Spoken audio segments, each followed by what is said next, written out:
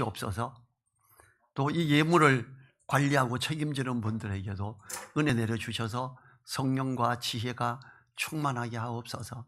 감사드리며 예수님 이름으로 기도했습니다. 아멘. 우리 서로 이렇게 보면서 사랑합니다, 은혜 누리세요 하고 축복하지요.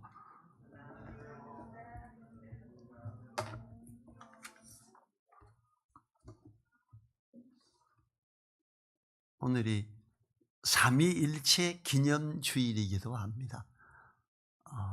우리가 믿는 하나님, 예수님, 성령님이 이제 각각 다른 이렇게 표현으로 되지만 같은 하나님의 그 사랑으로 오시는 분이시다라는 것이요. 오늘 말씀에서는 특별히 모든 부분에서 열심을 내자라는 제목으로 이렇게 살펴보고 싶습니다. 히스기야 왕이 신하들에게 해서 솔로몬이 이렇게 가르쳤던 것들을 다시 편집해서 이렇게 한 것이 지금 이 후반부의 말씀들입니다. 오늘 본문은 세 부분으로 나눌 수가 있어요. 13절부터 16절은 게으른 자들의 형태를 회화적으로 묘사해서 조소하고 그들의 형태를 경계할 걸 권유하고 있지요. 여기에서 언급된 게으른 자들의 특징은 갖은 핑계로 밖에 나가기를 싫어하고 하염없이 침상에서 구르며 스스로 먹는 것조차도 괴로워하며 다른 모든 지혜로운 사람들보다 자신을 더 지혜롭다고 여긴다는 것이지요. 이는 게으른 자들이 왜 가난하게 되고 결국은 망하게 되는지를 잘 보여주고 시사해 주는 표현입니다. 하나님은 특별히 부지런할 것을 많이 권하셨습니다. 데살로니가 교회에서는 특별히 데살로니가 전서를 통해 일하기 싫은 자는 먹지도 말라, 이렇게 아주 강하게 표현하기도 했지요. 이제 두 번째 단락에서는 17절부터 22절은 이웃에 대해 불선한 자들의 형태를 비유적으로 묘사 또 조소하고 그 형태를 경계할 걸 또 교훈하는 겁니다. 어떤 말들로 치장하고 이렇게 하는, 남의 일에 간섭하고 이웃을 속이고 조롱하며 말이 많고 다툼을 좋아하고 남에 대해 말하기를 좋아하는 이런 특징을 표현하면서 조심하고 경계할 걸 말하지요. 또 세 번째 단락에서는 23절부터 28절은 말을 중심으로 한 위선자들의 형태를 제시하며 그들과 그들의 형태를 경계할 걸 교훈합니다. 위선자들의 형태는 악한 마음을 품으면서 입술로는 그럴듯하게 말하여 상대방을 이렇게 포장하고 해서 망하게 하려고 하는 거짓을 이렇게 쉽게 하는 자들이라는 걸 알고 또 이들을 경계할 걸 교훈하는 거지요. 오늘 세 부분에서처럼 이렇게 말씀은 이런 자들을 경계해라 그럽니다. 그럼 어떤 자들과 가까이 해야 되느냐?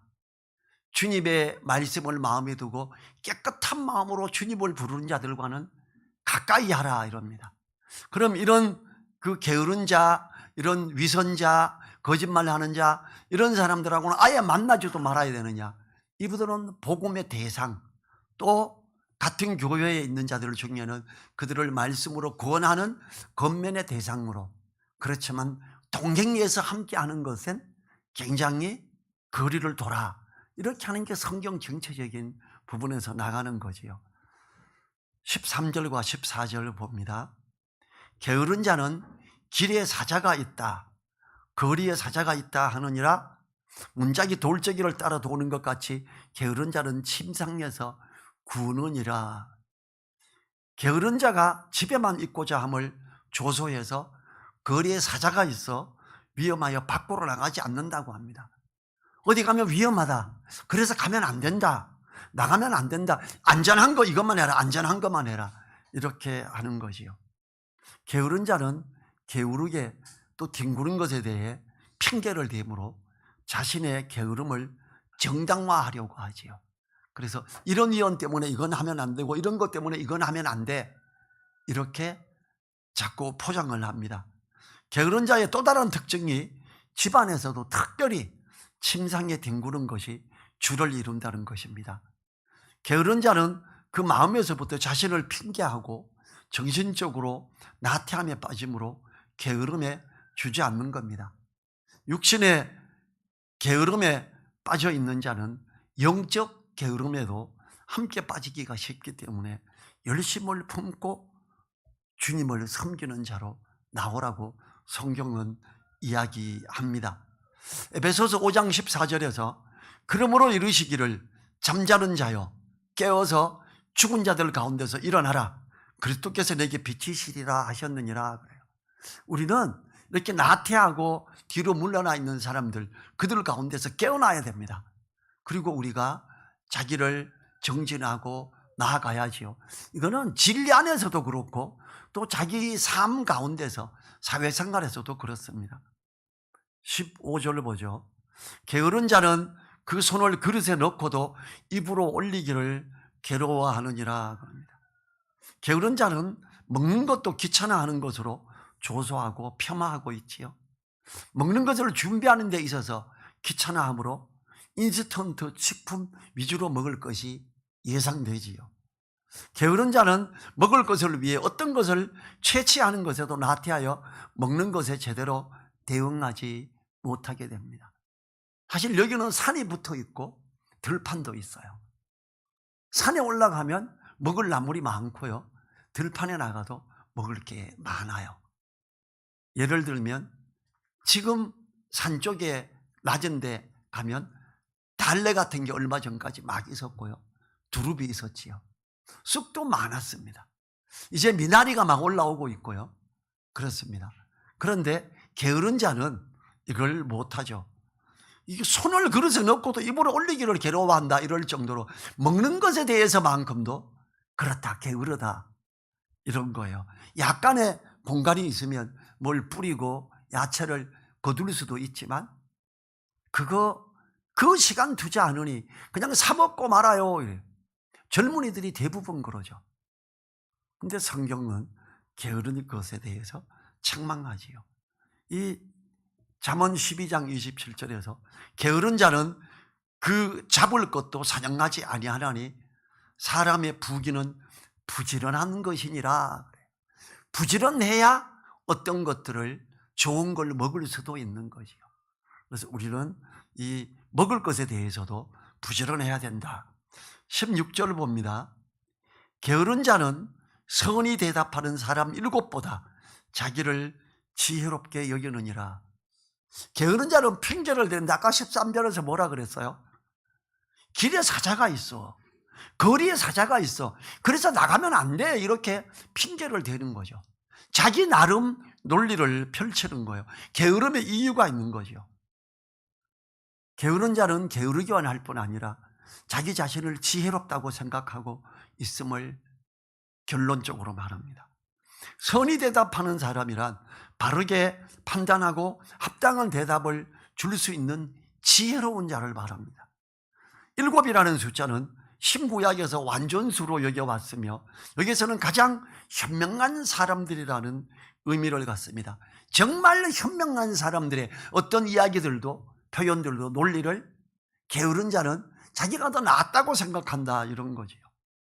게으른 자는 미련한 자와 마찬가지로 자신의 게으른 삶을 옳고 지혜롭게 생각한다는 황당한 사고를 갖고 있음을 경고하지요. 게으른 자와 미련한 자는 지혜로운 자들의 권면을 듣지 않으므로 회복의 가능성이 없어지는 겁니다. 우리들도 스스로 지혜롭게 여기는 교만하게 머무르지 말아야 필요한 부분들의 교훈을 받아들일 수 있습니다. 어떻습니까? 삶에서도 그렇고 주님 안에서도 부지런해야 됩니다. 우리 같이 로마서 12장 10절과 11절을 한번 볼까요? 신약 성경입니다. 로마서 12장 10절과 11절 신약 성경 256페이지입니다. 신약 성경 256페이지 로마서 12장 10절과 11절 우리가 얼마나 부지런해야 되는가를 보여줍니다. 같이 읽지요. 형제를 사랑하여 서로 우애하고 존경하기를 서로 먼저 하며 부지런하여 게으르지 말고 열심을 품고 주를 섬기라.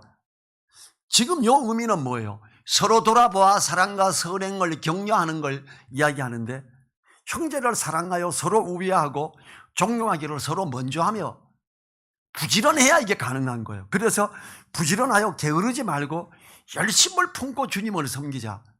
10절에 보니까 주님을 섬기는 핵심이 뭐예요?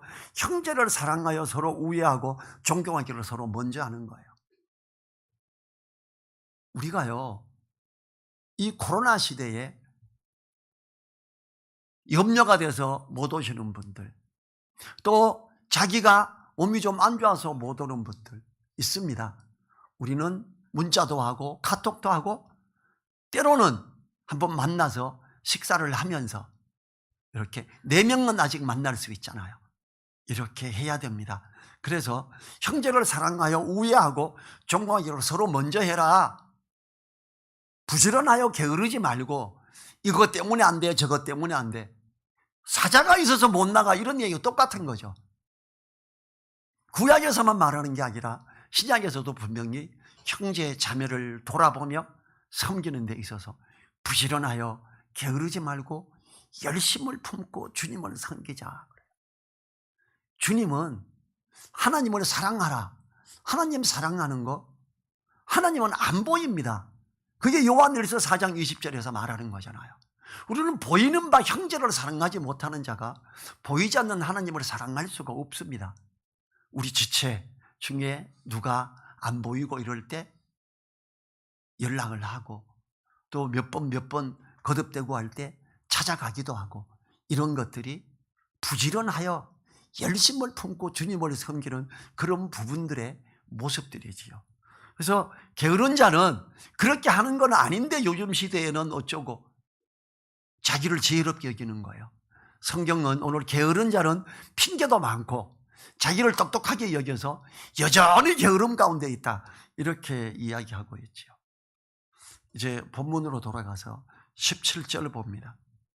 길로 지나다가 자기에게 상관없는 다툼을 간섭하는 자는 개의 귀를 잡는 자와 같으니라.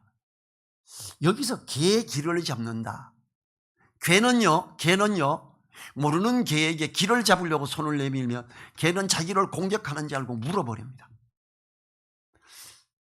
자기에게 상관없는 다툼을 간섭하는 자, 개의 귀를 잡는 자와 같다. 우리나라는 그래도 개를 이렇게 집에서 기르고 애완동물로 하고 이러죠. 그런데 이스라엘은 개를 기르지 않습니다.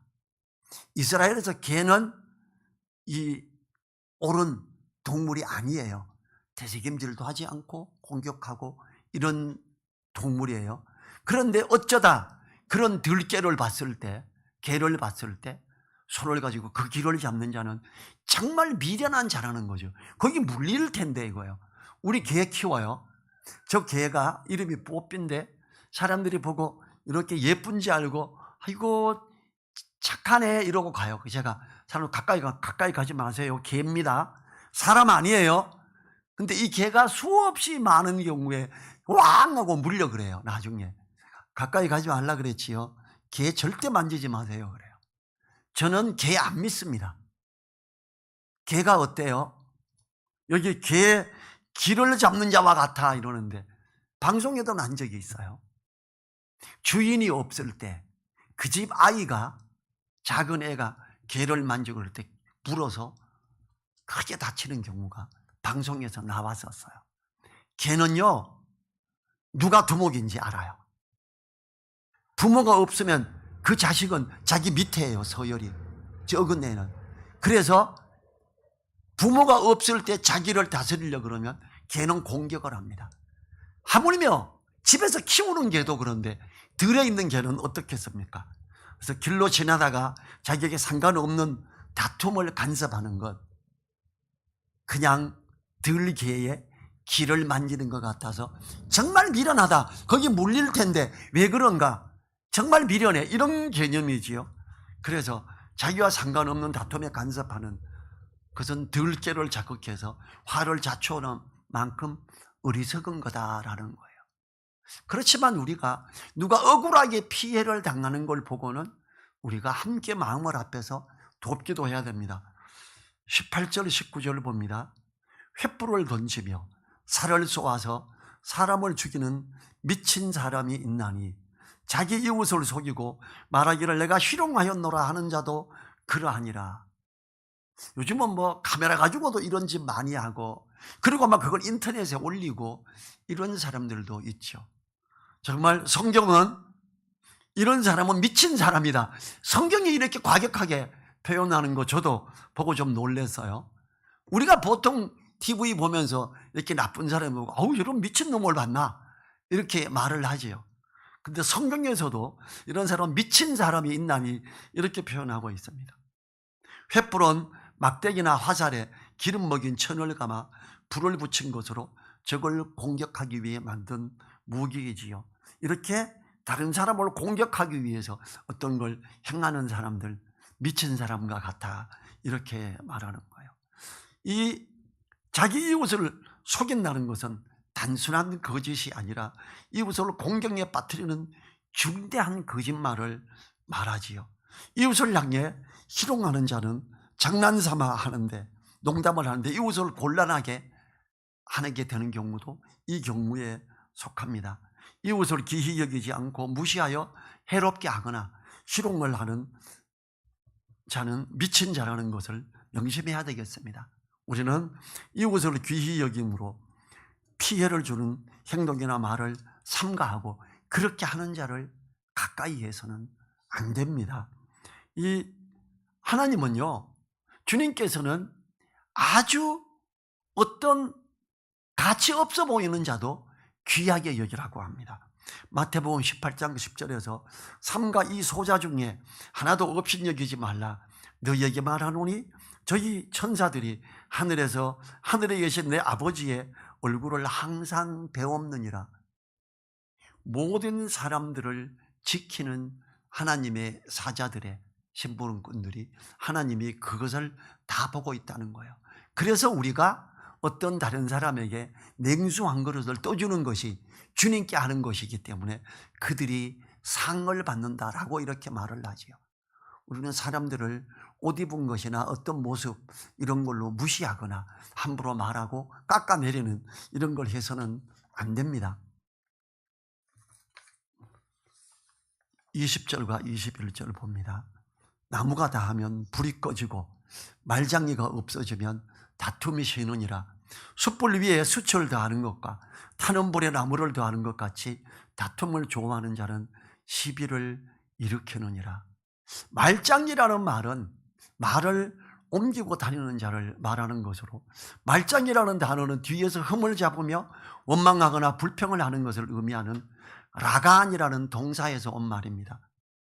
사단은 하나님의 군사들의 공동체인 교회를 무너뜨리기 위해 호시탐탐 노리며 이간질하기를 쉬지 않습니다. 사단에게 있어 나쁜 말을 옮기며 오해와 시비, 원망과 불평을 조장하는 자처럼 좋은 목표는 없습니다. 제가 처음 교회를 개척했을 때, 가련동에 있을 때 일입니다. 거기에 어떤 여자 집사님이 한 분이 있는데 이분이 기도하면 하나님이 음성을 들려준대요. 저는 그런 걸 안 받아들이는 경우거든요. 성령께서 말씀을 생각나게 하고 그 진리를 따라 인도하는 건 받아들이는데, 그런 다른 사람 보고 하나님이 그거는 그렇대, 그걸 하면 돼, 이런 식으로 자꾸 말하는데, 저는 그분에게 물어봤어요. 집사님은 성경을 읽을 때 잘 깨닫습니까? 한경 목사님 성경은 너무 어려워요. 그래. 아, 이 사람은 가짜구나. 성령께서 그 속에서 역사하고 하나님의 음성을 들려주는데 어떻게 진리 가운데 인도를 안 하나? 교회에서 다툼이 몇 번 일어나더라고요. 저 그런 거 처음 봤었어요. 야, 이게 왜 이러지? 저는 이 원인을 알아야 되잖아요. 나중에 볼 때 그 사람이 하나님이 뭘 말씀해서 이렇게 이야기하면서 남의 말을 자꾸 번져서 싸움을 일으키는 거예요. 뭐 김장을 하다 두 팀으로 나눠져가 싸우고, 야, 이게 저 사람이 역시 뭐 음성을 듣는다더니 정말 사단에 사로잡힌 자였구나. 남의 말을 하면서 자꾸만 이렇게 허물을 들춰내고 이 사람이 이렇게 나쁘게 관계를 가지게 하는 이 일을 제가 그게 1년 반 정도 지나서야 알았어요. 몇 번의 다툼이 일어나고 이 다툼은 왜 일어났을까? 계속 그걸 관찰하고 어떤 거 관련된 이야기를 들으면 정리하고 마음속으로 이렇게 하다가, 아, 이분이 다툼을 일으키는 거, 이분이 사단은 이 여자를 통해서 이게 역사하고 있구나, 이걸 알았지요. 이 말장이가 있으면 그 사람들이, 다툼을 좋아하는 자가 시비를 일으키는 정말 악한 거죠. 이 말장이가 교회에 있을 경우에는 동조하지 말아야 됩니다. 사단은요, 이렇게 말 퍼뜨리기를 좋아하는 사람을 삼키죠. 두루 다니며 삼킬 자를 찾잖아요. 그리고 다른 성도에게 어떤 흠잡을 걸 이야기하고, 그걸 또 들으면 이렇게 흥분하고 마음에 부담을 갖게 되고 마음에 벽을 쌓고, 자꾸 그런 게 몇 번 더 되면 다툼이 일어나게 되죠.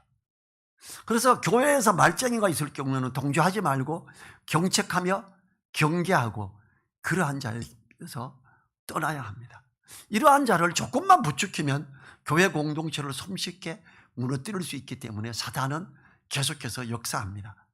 로마서 16장 17절과 18절에서 형제들아, 내가 너희를 권하노니 너희 교훈을 거스려 분쟁을 일으키고 거치게 하는 자들을 살피고 저희에게서 떠나라. 그럽니다.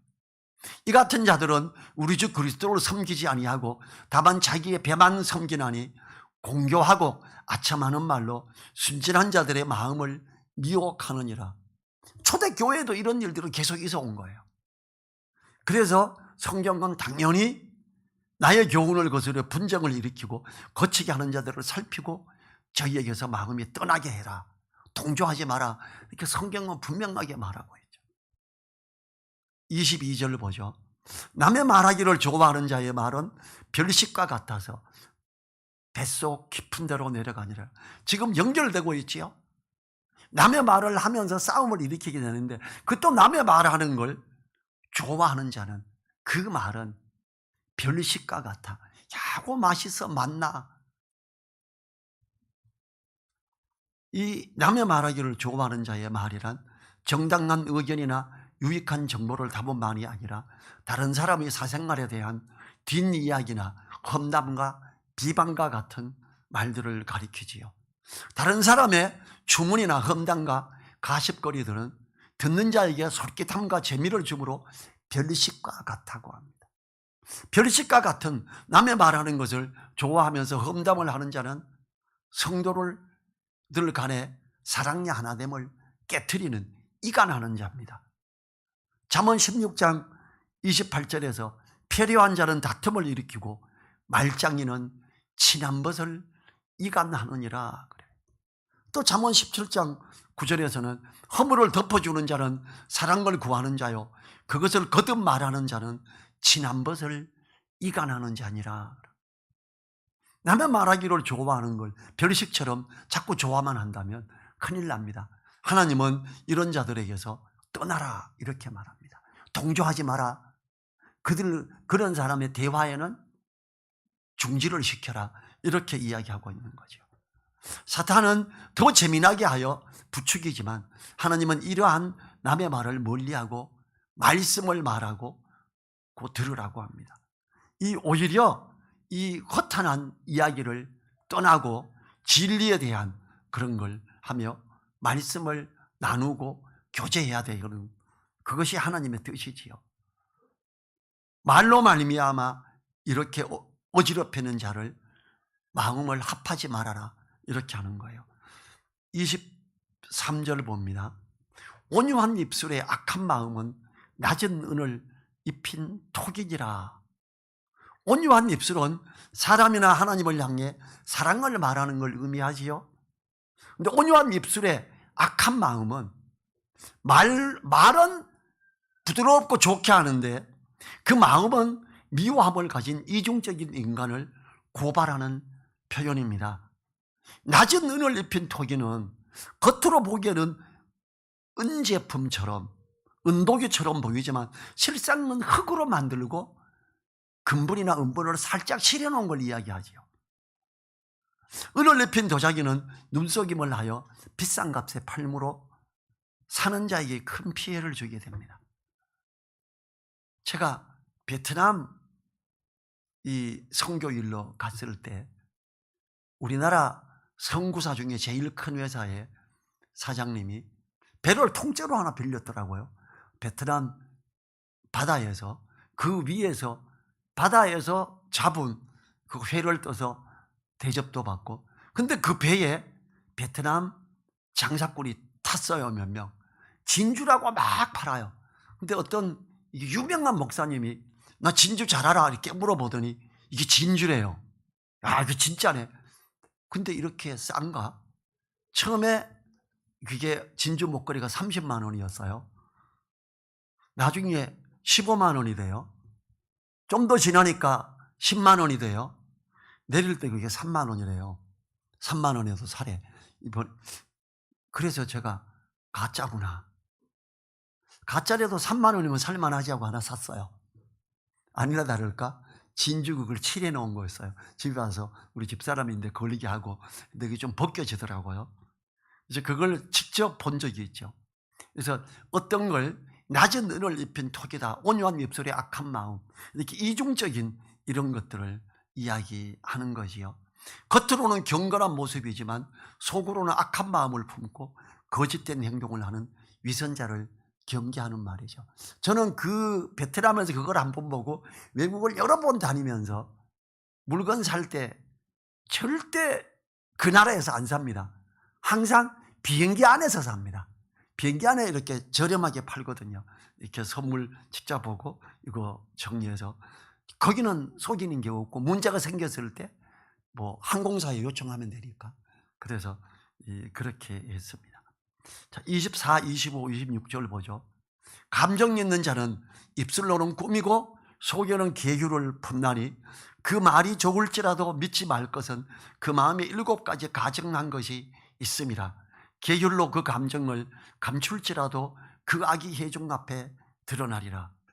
감정은 원어에서 미워하는 감정을 의미하는 단어고요. 꾸미고는 위장하여 감춘다는 의미를 가집니다. 증오나 미움을 가지고 있으면서도 사람들 앞에서 포장하여 말하는 자를 경계하고 멀리하라는 것이지요. 이 입술로는 꾸며서 아름답게 말하지만 그 마음 속의 악함은 결국에는 드러나게 되기 때문에 잘 살펴야 합니다. 또한 결국에는 드러나게 되는 이중성을 지적하면서 그러한 위선자로 있으면 큰 수치를 당할 것을 이렇게 경고하고 있지요. 가까이 있는 사람을 살핌으로 안과 밖에 다른 사람은 경계하여 엮이지 말아야 합니다. 우리들이 가까이 하며 함께해야 하는 사람은 깨끗한 마음으로 주님을 부르는 자들이어야 하겠습니다. 디모데후서 2장 22절에서 내가 청년의 정욕을 피하고 주를 깨끗한 마음으로 부르는 자들과 함께 의와 믿음과 사랑과 화평을 쫓으라. 믿음 안에서 저분은 참 말씀을 따라가려고 하는구나. 그 사람이 연약하고 나약해 보이고 가난할지라도 그 사람을 하나님이 사랑하는 사람이거든요. 그런 주를 깨끗한 마음으로 부르는 자들과 함께 마음을 합하고 그와는 교제하며 의논을 하고 의견을 나누는 게 중요함을 이야기하죠.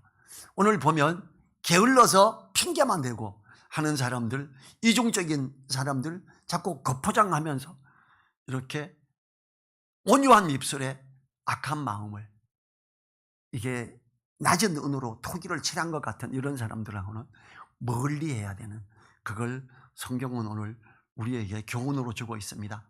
27절 28절 보죠. 함정을 파는 자는 그것에 빠질 것이요 돌을 굴리는 자는 도리어 그것에 치이리라.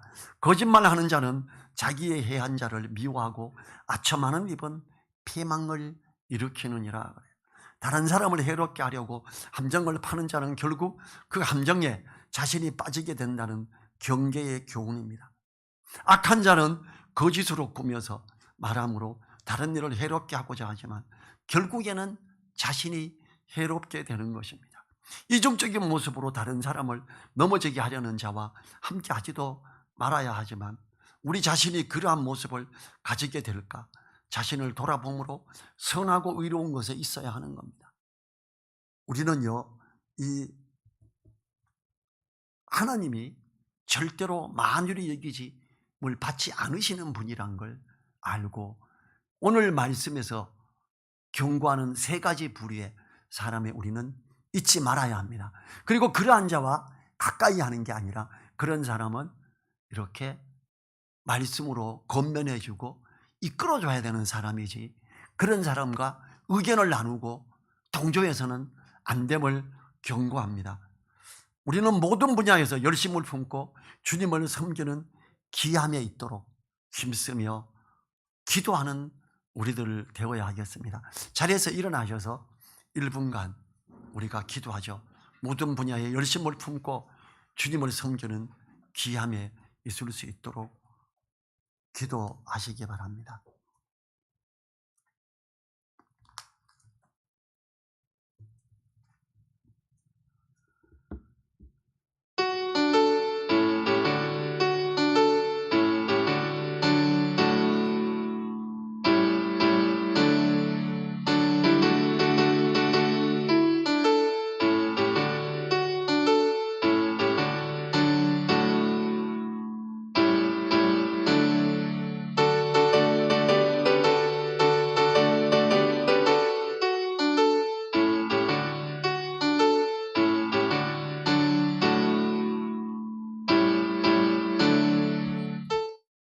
주님 감사합니다.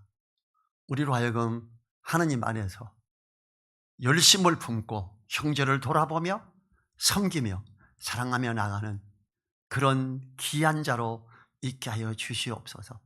깨끗한 마음으로 주님을 부르는 자들과 가까이 하며 서로 의논하며 형제로서 돈독히 함께 지키고 세워져가는 귀한 가운데 있게 하옵소서.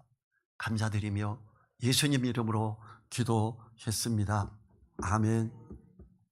지금은 우리를 사랑하시며 함께 하시며 역사하시는 우리 주 예수 그리스도의 은혜와 우리를 붙드시며 이끄시고 깨끗한 마음으로 주님을 부르는 자들을 지키시며 역사하시는 하나님의 그 크신 사랑과 성령의 감동 감화 교통하심이 머리 숙인 한 분 한 분들 그 머리 위에와 그 가정 위에 그 일터 위에 우리 늘사랑 교회 위에 이제로부터 함께하여 주시기를 간절히 축원하옵나이다. 아멘.